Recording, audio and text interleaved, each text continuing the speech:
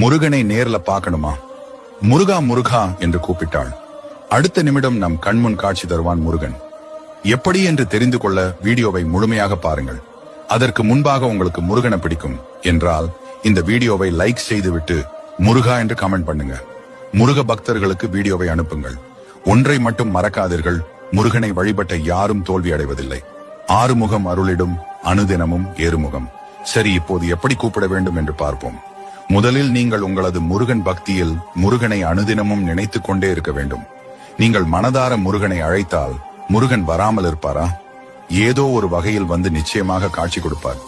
அது வேலாக இருக்கலாம், இல்லை மயிலாக இருக்கலாம், மயிலோட முருகன் இருக்கிற போட்டோவாக இருக்கலாம், இல்லை என்றால் இந்த வீடியோவை கூட உங்களை பார்க்க வச்சிருப்பார். நீங்கள் மனதில் இருந்து கூப்பிட்டால் நிச்சயமாக முருகனுக்கு தொடர்புடைய ஒன்று உங்கள் கண் முன்னே வந்து நிற்கும்.